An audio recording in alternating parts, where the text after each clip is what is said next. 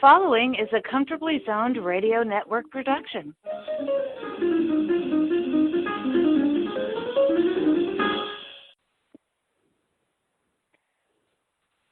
Hello, everyone. This is Rob Deininger with Comfortably Zoned Radio Network, and I'm here with Jack Degraw, and we're going to talk Yankees baseball as well as some other news, including the Houston Astros cheating scandal. How are you doing, Jack? Good. How are you tonight, Robert? Not too bad. I haven't been keeping up on a lot of the news the past couple of weeks, but there's been some news on the Yankees front, right, as far as some signings, extensions? Well, they extended Aaron Judge, and they made an extension with Gary Sanchez, and they signed catcher Chris Ionata. So they've made a few moves. There was a trade with the Astros. Stephen Tarpley got traded for a single A third baseman, and another move. A manager in the organization, Patrick Osborne, who is an upcoming young manager. He did a great job with the Yankees. He at one point he had managed 23 of the 25 guys on the roster. He went to Miami too. So wow. That's what's been going on lately with the Yankees. And Gio Urshela got a nice bump in pay with arbitration, right? I haven't really heard, I haven't been following it too much with all the other stuff going on. Yeah. But yeah, I believe, they did. I believe so. They did offer him an extension. Yeah, because I think he's now making more money than Miguel Andujar, and I wonder if that will play into the Yankees' decision to keep him at third base. Well, with all the young talent the Yankees had, they they were getting them for basically $600,000 a year, a little above the minimum. And at some point you got to pay these guys. So I think that's why they gave Judge an extension and Sanchez, and they're going to have Gleyber Torres coming on, and Andujar, and I don't know what they're going to do with Clint Frazier, but there's a lot of decisions to be made, and before spring training and during spring training. Yeah, I mean, the Yankees do have a nice young team, and they do have one of the better rotations now in baseball. Just if we could stay healthy this year, we should do all right. Yeah, I mean, they should be good for the foreseeable future, and getting cold this year. I mean, it's nothing short than the World Series is going to be. That's what. They were good enough to win it last year, and this year, they're the favorites. So, it should be a great season. Yeah, and Gleyber Torres, he's been on Twitter a lot, posting pictures of himself working out. He's been working pretty hard this off season to strengthen and condition his body. Looks like he's packed on a few pounds with the muscle. Yeah, he looks a lot bigger, and.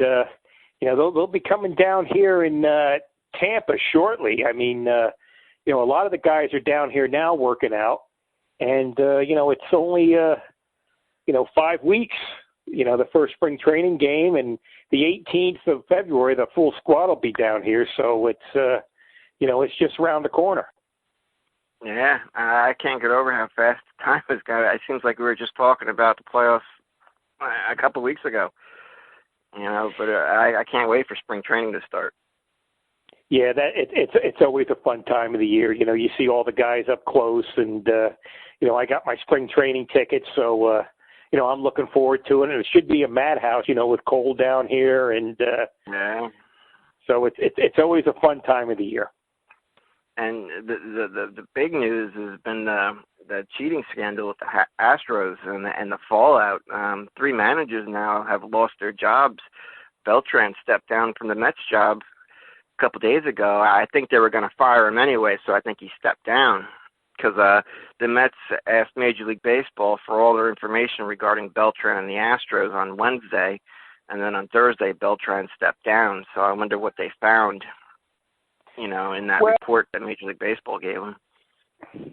Yeah, I think he was one of the main culprits for the players. And, if he's the manager, it's like it's going to, anything that happens on the field, they're just going to keep on asking, about the scandal. So it's more like, the Mets should bring in a guy to concentrate on baseball, because if you have Beltran there, all you're going to talk about is the cheating scandal.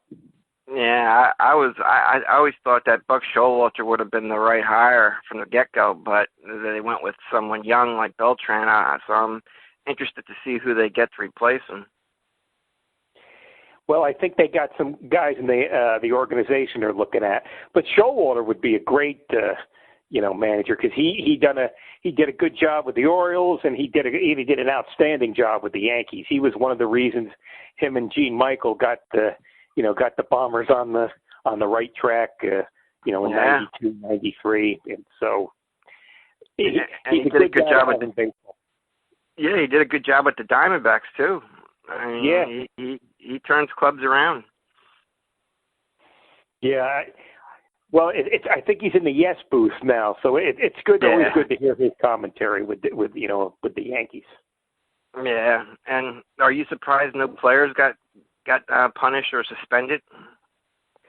Well, to me, I mean, until you punish the play, what happens on the field, I really don't think you've done much.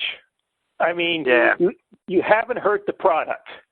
The Astros are going to be good for years, and if you don't go after the players and suspend them, suspending a manager, okay, that's a great start. The GM, that's a start, and all the other managers, it's a start, but really you're not doing anything that hurts the product on the field. So the owners are still going to make their money. And then there was even talk months ago of the Astro owner being forced to sell the Sully's team. So if you're making the manager a scapegoat, and if you're making the GM, why don't you go with the guy at the top? He should know what's going on. So yeah, I'm surprised. I thought they were going to hand out a punishment that would have been so severe it would have let the other clubs know this is a no-no. Don't do it. I mean, even though the punishment, I guess, by Major League standards was tough, I thought it'd be a lot tougher than what it was. Yeah, I mean, and it's going to be interesting, too. I mean, even though these guys have been suspended for a season, well, what's going to happen afterwards? Are they going to be back in the game in a year or two? Because, they're good baseball people, and they know a lot of people in the Major League so they could be back in the fold in 18, with 18 months, they could be back with another team, and it's like nothing has happened. But until you do something that affects the on-the-field product, to me, they haven't done anything. Maybe they don't want to do anything because you'll have the players' union get involved, and then, there'll be talk of maybe a strike in a year or so. So maybe that's why they don't want to go after the players. Yeah, that was something I didn't even think about. And also, a lot of people, I wonder if you agree, we're talking about how the Astros should have their title taken away from them in 2017. And a lot of these experts say that would that's unprecedented. But in 1994, there was no World Series winner because they didn't play one. So, I mean, it's not like it's something that, hasn't really happened before. I mean, if you take the title away, it's just there's no winner for that year. Yeah, I don't think they should take the title away. It's definitely tainted. And, I mean, I don't think, the Dodgers wouldn't want it. I mean, I don't think the Yankees would want it or anybody, even though it could have affected the outcomes of the games, you want to win it on the field. You don't want to. But it is tainted. Yeah, and that's like Alex Cora was part of that 2017 Houston team, and then when he took the Red Sox job, the Red Sox, remember, in 2018, were hitting the ball like crazy that whole year. I mean, they were putting up hits and runs. And you wonder, looking back at it, you wonder if he had some kind of scheme going on in Boston that season, because he lost his job too with the Red Sox. Yeah, there's still a lot of questions going on with the Red Sox, and I know there was photos that came out a day or two ago, and we were talking about it off air about Tuve and Josh Reddick, with the buzzers on their uniforms and the home run off Chapman. I mean, if you want to touch on that, Robert, I'd love to hear your opinion. Yeah, I think Jamboy, the Twitter account Jamboy, he's been the guy who's been on top of this, and he's been putting video out and pictures out. And there's a video of Altuve after he hit that game-winning home run off of Chapman. As he's coming down the third baseline, he points to his jersey and he's telling his teammates, "Don't pull my jersey off." And then he goes to grab his jersey to tighten it, and you could see there was some kind of thing taped to his shoulder. And then he closes his jersey, holding it tight, saying, "Don't rip my jersey off." And afterwards, he went running into the dugout area, into the back, took off his uniform, and then came back out. So, I mean, why wouldn't? And he answered the question why he said that, and it was something like last time he took his uniform off, he embarrassed his wife or something like that. It was some lame answer that he gave, and there's another picture of Josh Reddick sitting in a chair being interviewed, and you could see a wire coming out from underneath his shirt taped to his left shoulder. So, and apparently, Jamboy said he's had 5 people come to him that have told him that there were members of Houston Astros team that wore buzzers under their uniform, like a Bluetooth type thing where they can relay it buzzes you when they relay a message into you, like with signs coming in, they'll buzz you once or buzz you twice. So, I mean, it's kind of fishy, I mean, I don't, like he says, he doesn't think the whole Astros team were involved, but he thinks there might have been a select group of players that were using a device like that. Well, if that's the case, I mean, like I keep saying, if they don't do something about the product on the field and they don't suspend any of the players, to me, they haven't really done much anything. Yeah. I mean, and apparently MLB, the Major League Baseball, they said they investigated the 2019 team and found nothing wrong. And then after that, this is when all the stuff coming out about the buzzers, and you got to wonder if Major League Baseball is going to reopen the case or just let it go. I don't think they really want to dig too deep more than they have to into this. Well, I think the thing, if they don't want it to affect the bottom line. Yeah. It's like if you don't do anything about the product on the field, you're still going to make your you're still going to make your boatload of money. It's not going to hurt the owners in the in the pocketbook. So to me, the managers and the GM and the draft picks and stuff, that to me it's just like firing the janitor. You really haven't addressed the problem. You've got off to a great start, but you haven't really done anything. Yeah. And Jack McDowell today, I think I told you when we're off air, went on a radio show today and talked about his time with the White Sox in the late 80s under Tony La Russa. And he said they had a sign stealing thing going on there where they used the outfield scoreboard to flash a light when a particular pitch is coming in. So he says this has been going on for a very long time, but they don't want to go after anybody unless they're forced to.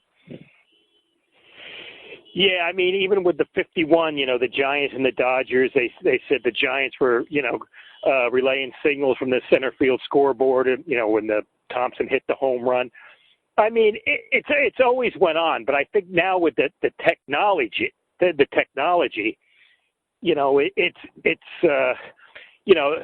it's went overboard. Yeah. And I think the Astros were just too blatant about it. I mean, when you sit there and you hear somebody pounding on the dugout, I mean, eventually you say, well, what the hell is that sound? I mean, yeah. I don't know, Robert. Yeah. I mean, it's a mess with the technology so advanced. I mean, and now it's going to put in a lot of people's minds, are the games legit? Yeah. I mean, if one team is using it and the other team isn't, it raises a lot of questions. True. So, I don't know. It's all. Yeah. It's all depressing, is what it is. I mean, I get tired of hearing about the new rule, you got to pitch to 3 batters, and now they're getting they're going to have somebody else is going to call the umpire. I mean, the balls and strikes, and so the game is you're trying to fix something that's not broken. Yeah. Do you want to hear a portion of that Jack McDowell interview? I can play it right now. Yeah, go ahead, Robert. I'm sure I haven't heard. I'm sure a lot of people would like to hear it. Okay. In Old Comiskey Park in the late. Can you hear it? Yep. Side out right center had a light. There was a toggle switch in the manager's office, and a camera zoomed in on the catcher. Okay, I'm gonna whistle blow this out. I'm getting tired of this crap. There's that. There was that. Tony Aruse is the one who put it in. He was off to the head, the first team of all the team of people doing steroids. Yet he's still in the game making $500,000. You know, no one's gonna go after that. It's just the stuff's getting old where they target certain guys and let other people off the hook, and like the media doesn't know that this all happened, what's going on. Everybody knows. Everybody who's been around the game knows all this stuff. Why all of a sudden it became a big thing, I have no idea. Did you hear that? Yeah. Okay. Yeah. I mean, we all know that sign stealing has been part of the game. It's just the extent to which teams are going to now. Yeah, and I mean, with the use of technology, it's a whole different thing. I mean, I'm sure they've had binoculars out, and maybe in the outfield, if it's a fastball, the one coach will stand up, and if not, if it's a breaking ball, he'll lean over the railing. I mean, that stuff's been going on forever, but now it's just getting to a point where, it's out of hand, is what it is. Yeah, especially if players now are wearing electronic devices to signal them what's coming. I mean, that's just taking it too far. Yeah, I agree in that regard. I agree.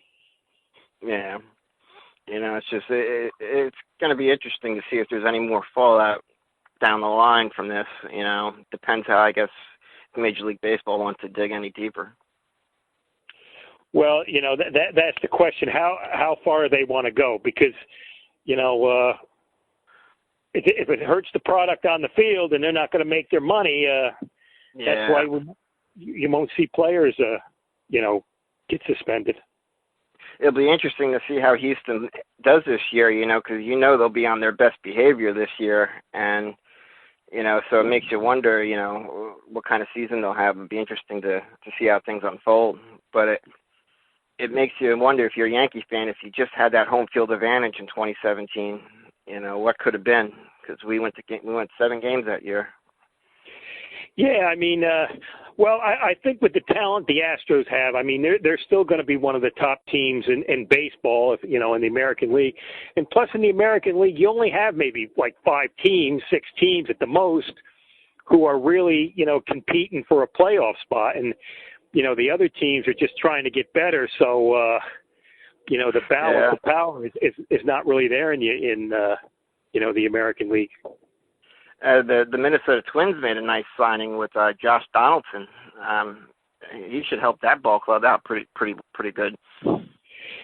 Yeah, I know he's had some injury problems, and I believe last year he played. I think he played 150 games, somewhere around there. So if they can, if he's 100%, I mean, they got a lot of power with the Twins as it is, and getting another guy, there's another, possible 35 home runs from him. So, they really turned it around up there. Rocco Baldelli has done a super job. Yeah, absolutely.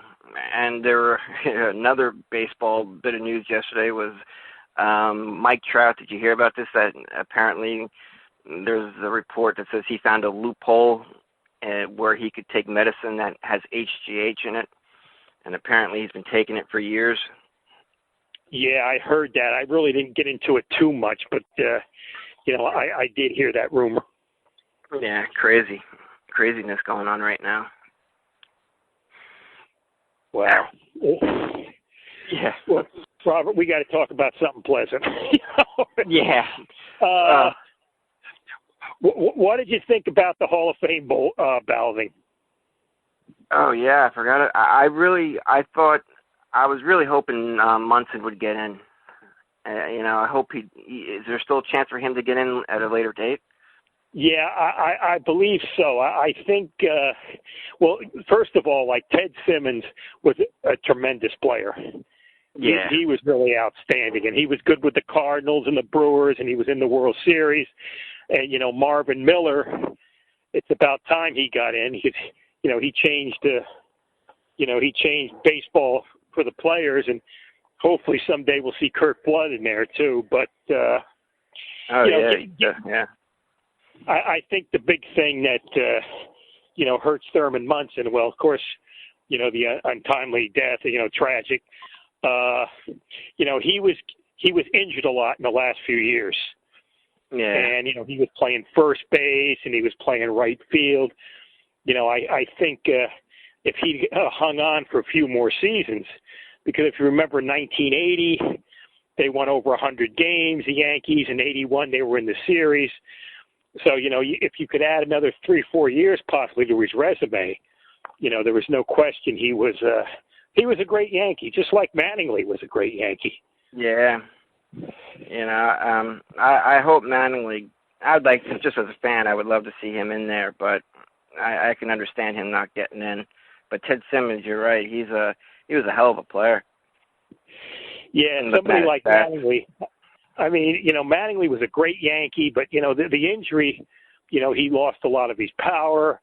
But, if he manages for a few more years and hopefully he, if he can help turn around the Marlins, maybe, maybe with his great playing career and his managerial career, that might get him in the Hall of Fame like Joe Torre. Yeah, I'm looking at the 20 names they got for the 2020 Hall of Fame, or the players on the ballot. I mean, Derek Jeter, of course, is a no-brainer. I see Andy Pettitte, Gary Sheffield's on it along with Giambi. But like players like Curt Schilling, Roger Clemens, Barry Bonds, you wonder if they'll ever get in.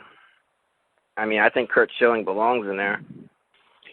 Well, I think eventually you'll see Bonds in there, and you'll see Clemens in there, and even Sheffield. I mean, Sheffield was a hell of a hitter. I mean, he hit the ball harder than anybody I've ever seen. I mean, he used to hit rockets. I mean, his bat speed was incredible. He'd hit line drive home runs. I mean, yeah.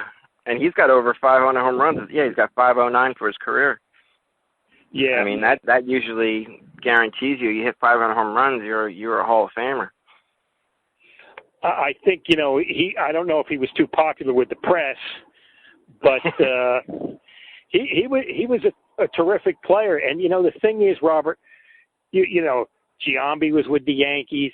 Sheffield was, with the Yankees, Pettitte.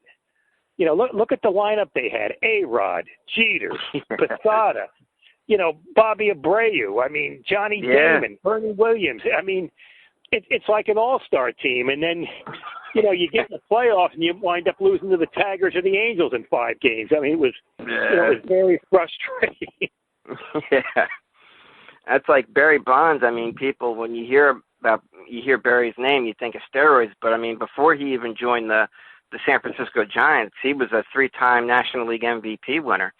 I mean, this is a guy who was a great player before he got to the Giants and before the home runs started coming. Yeah, I mean, with the Pirates, he was a tremendous player. I mean, they had Bobby Bonilla, they had Andy Van Slyke. I mean, they had an outstanding outfield. So, I mean, he was a great player without any of the the steroids and stuff. So I think eventually they'll get in, but, it might take it's going to take some time. Yeah, and like Roger Clemens was another. I mean, he was a big game pitcher. I mean, he was one of the best of his generation. Yeah, I mean, he's one of the best all time, and then you got Andy Pettitte. I think Andy's a borderline candidate. I believe he won like 250 games, and he won 19 games in the playoffs. I think it would have been nice to see, Andy spend his whole career with the Yankees. True. Yeah. I think he would have, he would have won maybe 10 or 15 more games. I mean, with the Astros, he did get in the World Series, but it would have been nice to see Andy Pettitte on the mound against the Red Sox, and one of those final 4 games. that the Yankees wound up blowing in 2004. I mean, Andy in the postseason was fantastic, and I think he's got 5. Does he have 5 World Series rings, or was it 5 World Series appearances?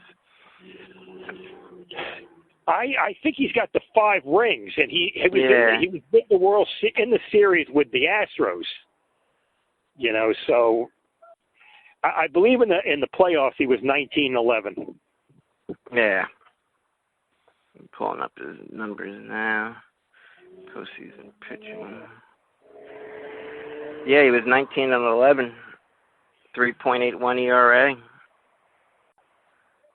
276 innings pitched. Wow.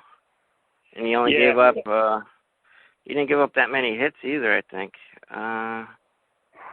He gave up a share of hits, but I mean his record overall is impressive, 19-11. And some of those were big games, and this isn't including, I don't think, World Series included, yeah. And still, 19 wins in the postseason is unreal. Yeah, he had that big win down in Atlanta in '96. I think that's when Paul O'Neill made that great catch in the outfield. He wasn't in the game at the time, but, so he came up big on numerous occasions. And the thing is, anytime he went to the mound, you knew he's going to pitch a solid game. He's going to keep you in the game, and he's one of the few pitchers he could pitch behind. I mean, he could fall behind 2-0. He wouldn't give in to the hitters. He was still aggressive, and go ahead, Robert. I talked. I'm sorry. That game in Atlanta, who was he going up? Was it John Smoltz he went up against? He matched shutout for shutout. Yeah, I believe he left the game when it was 1-0. I think Cecil Fielder got a big hit, and I think Louis Polonia hit the ball, and O'Neill caught up with it in right field. Yeah. And then the next night you had Leyritz hitting a big home run. So there's some good Yankee memories. Yeah. Yeah, and he was 7-2 in the American League Championship Series. In 9 starts, he was 7-2 in the American League Championship Series, including being the MVP of the 2001 American League Championship Series against Seattle. I mean, it's an impressive resume.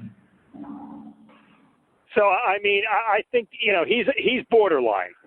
He's got a chance to get in. I think if other pitchers get in, you might see Andy get in, sometime in the not so distant future. But, you can make a case for the Hall of Fame.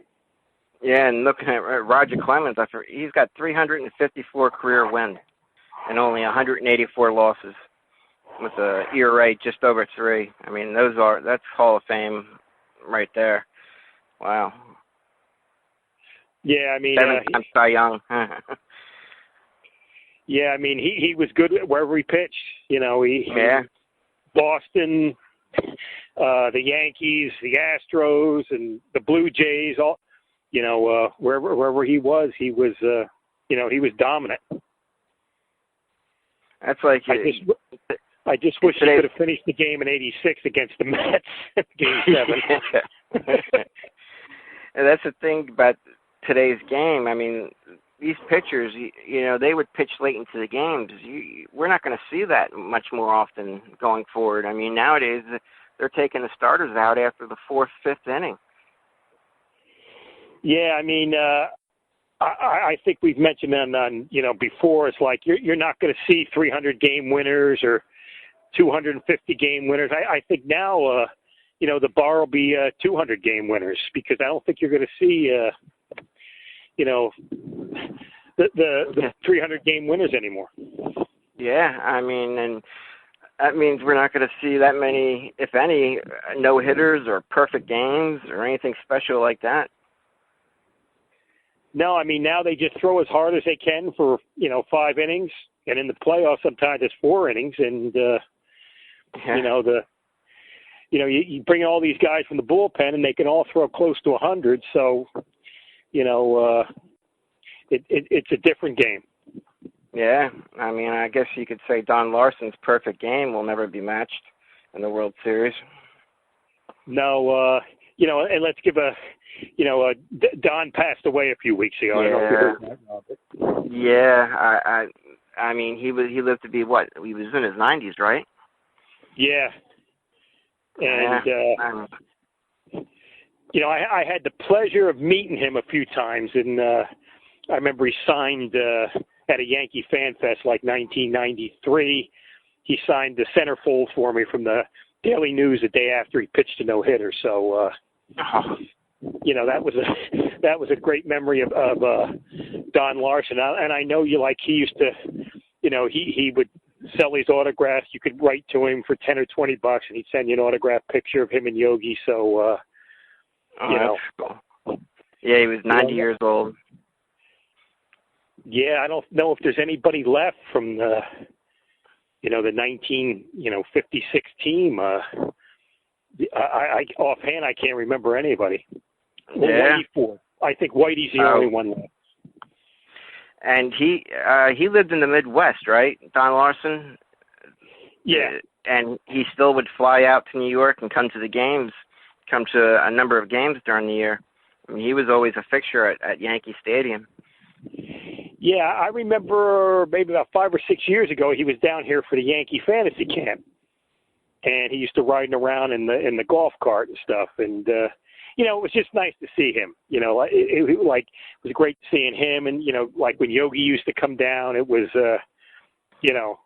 then you knew what Yankee tradition really meant. Yeah. I mean, I could still remember David Cohn throwing that no-hitter with him in attendance. They were, I think, celebrating his anniversary of the years that he threw that no-hitter. And yeah, David, that's unbelievable, isn't it?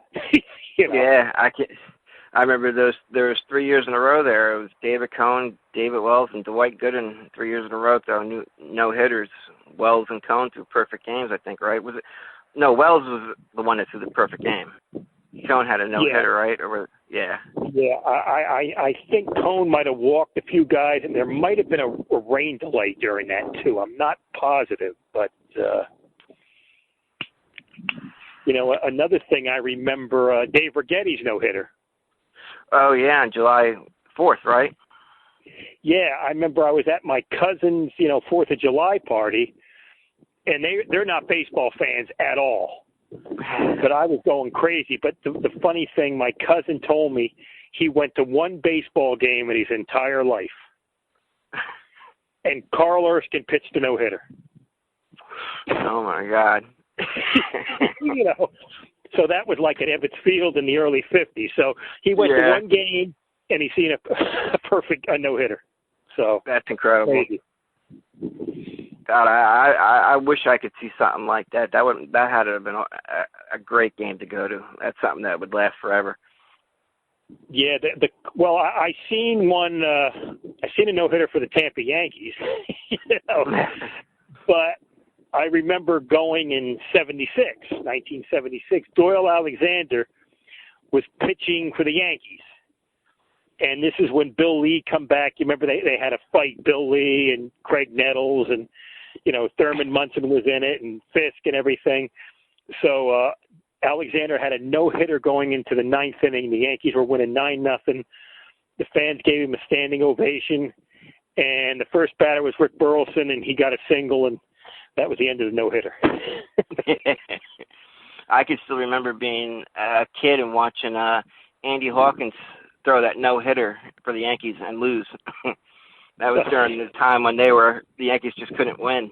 And it was just such a Yankee thing to happen at the time. He pitches a no-hitter and loses the game. Yeah, I think it was who was that against? It was against the Indians or the White Sox. The White Sox, okay, yeah. Because I was over a friend's house and we were watching it. And it was a windy day in Chicago, and Jim Leyritz was playing left field. And the White Sox had a couple guys on, because I think Hawkins walked like 6 or 7 guys. And they hit a fly ball to Leyritz. My buddy's going, he's going to drop it. He's going to drop it. He dropped it. Yeah, it was windy that day too, right? Yeah, it was real windy, and then a batter or two later, they hit a fly ball, and Jesse Barfield, who was a tremendous outfielder, he had a terrific arm, a lot of power, and I think he might have butchered a ball in the outfield too. So they lost. They lost 4-0. Yeah, I can remember being a kid. I think it was in 1990. I think I was still in middle school at the time. But I can remember watching that game on little TV. I'm just shaking my head. I'm trying to remember. In '68, the Yankees got one hit. Joe Pepitone got a hit in the third inning. It was against the Angels. I think I think it was Jim McLaughlin pitching. And then I went to Fan Appreciation Day in '68 in September, and Ray Colt pitched a one-hitter against the Yankees, and Roy White got a single in the seventh inning. So, and then I seen somebody on the the Expos pitched a one-hitter against the Mets. So I've seen a bunch of one-hitters, but I've never seen a no-hitter. That's like one-hitters. I think of Mike Mussina. I mean, he had a couple of games where he almost had a no-hitter, and he gave up that hit in the ninth inning a couple times, I think. Well, didn't he have one, Robert? I think it was against the Red Sox up in Boston. Yeah. The Red Sox, I think, got 4 or 5 runs. They almost come back and won the game. Yeah. I mean, he came close a couple times. And he pitched his entire career in the American League East. I mean, that was a tough division during those years when he was in the majors. Yeah, I mean, I think that was probably the toughest division, and it's still, it's still a tough division. Yeah. And this year, I mean, I just hope Severino can stay healthy, because if Severino stays healthy, our first 4 pitchers in the rotation are solid pitchers to have. Yeah, did we mention Herman, Robert? He got suspended for 82 games, but I think he's gonna miss only 62 games this season since he missed. It's somewhere around 53, 60 games or something. So we could see him back in late July or August. So. Yeah, I know we still have Happ on the roster, right? And I guess he'll probably be we have Jordan Montgomery coming back. I mean, he could be in the mix for that 5th spot in the rotation with Happ. And then you got Herman coming back mid-season. I know the Yankees would like to move Happ to get rid of some of that money on their payroll. I mean, they've been trying to move him for a while. But you would think they would move one of those guys, particularly Happ, to make, Well, I believe, was he making like $17 million? So I think probably the Yankees would have to eat some of the salary. But one of the teams I heard maybe be interested in was the Phillies. Yeah, and that's a team I'm going to keep my eye on this year, is the Phillies, because with Girardi, and they did a lot of signing. They signed a lot of players this offseason, and they got a third base prospect who's they're going to bring up to play third base this year, who they're high on. So the Phillies could be a team to keep an eye on this year in the National League East. Yeah, we got to mention, Didi. Didi went to the Phillies. Yeah, he signed a one-year deal, but we didn't see the best of Didi last year because he was coming off the injury, and I don't think he was fully in baseball shape yet. I think we'll see the normal Didi this year playing for the Phillies, though. Even last year, even though Didi was hurt, he still had 16 homers and 62 RBIs in half the season. Yeah. I mean, the years he spent with the Yankees, his numbers just got better and better each year. Yeah, I think with, the money they gave Cole, you had to, somebody had to leave. And I mean, I don't know if you heard, Romine went to the Tigers. Oh, yeah, that's right. Yeah. He'll have a chance to play more with Detroit. I think he showed last year he could do something with the bat when given the opportunity. Yeah, I think the case with him, he's 31 years old. He's never got a full shot. to be an everyday catcher, and it looks like he could win the job out there.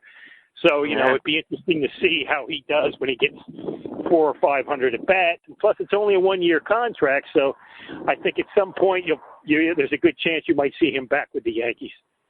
Yeah, and I'd like to see how we signed Iannetta. Is that his? Yeah. That is. Yep. Yeah. He's a good defensive catcher, right? Because that was the one thing Romine was great at was behind the plate. Yeah, he's getting up there in years. I believe he's 37, 38. But I think, you got Higashioka and you got Iannetta. So, what are you going to have those guys maybe catch, hopefully, if everybody stays healthy, maybe, 20, 25 games each. So, because you got to give Sanchez rest behind the plate because he's shown the past few years that he's going to miss some time due to injury. So if you can get, Sanchez rest, I'd say get him rest as often as possible behind the plate. Yeah, and Iannetta, he's got some pop in his bat, and he's good defensively. And Higashioka, he's got some pop, and the pitchers like him. He's good at framing pitches, and he does a good job defensively. So, you get these guys in here, maybe 20 games, 25 games, and you don't miss a beat. Yeah, and also Dellin Betances also signed with the Phillies, so that gives them he went to the Mets. He did go. He went to the Mets. Yeah, he went to the Mets Christmas Eve. I think he signed with the Mets. Yeah, I thought he was going to go to the Phillies. That's right. He did sign with the Mets. Well, that's a good pickup by the Mets. Yeah, he had an outstanding Yankee career, and I know for a long time, he had trouble, controlling these pitches because big guys, they wanted to make him a starter, and they said no, we're going to stick him in the pen, and he did a great job. So if he could do the same kind of job with the Mets, And the Mets had an excellent second half last year. If he can pitch with the Mets like he did for the Yankees, the Mets could be looking at a wild card, or maybe if everything goes right, a division title. Yeah, because the thing that really held them back last year was their bullpen. Their bullpen let them down a lot last year, and someone like Betances could help them out a lot. Yeah, I know. In the Cano trade, they got the closer from Seattle. And, he struggled a bit last year, and, they picked it up in the second half. But, hopefully, the Mets can turn it on. And, it's good if both teams are playing great in New York. It's stressful if they both get in the World Series. But yeah. And we'll be fine because, Betances missed all of last year, basically. But, we got Zach Britton, Tommy Cannell, that guy we got from the Rockies, Atavo or Adam Ottavino. Octavia. Yeah, so we're pretty, and we still got Chapman. We'll be fine in the bullpen. Yeah, it's going to be another interesting thing too, Robert. In spring training, you get the chance to see, the young pitchers come up, and hopefully, they'll pitch in some exhibition games, and the guys we were talking about last year we'll get a chance to see them. Who was a hot prospect, that one pitcher? Oh, yeah, what was his, oh my God, what was his name? Let me bring it up. I can't believe I forgot his name, but Deivi Garcia. That's it, yeah. Yeah, yep. Yeah, they were high, and he moved right up through the ranks last year from single A to double A to triple A. He struggled a little bit at triple A, but he seemed to start getting the feel for it towards the end before they shut him down.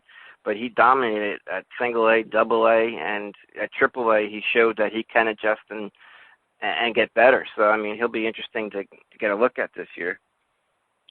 Yeah, they haven't announced, the Yankees, who they're going to invite to spring training yet. But, the pitchers will be there in 25 days. So, we should have a lot more info, in a week or so. Yeah, and I'd like to, as for position players, I like to get another look at Estevan Florial because he had a great spring training until he got hurt last year, right? Yeah, the big question about him is, he's got be a little more disciplined at the plate. He has, yeah. He had trouble hitting curveballs, but don't we all?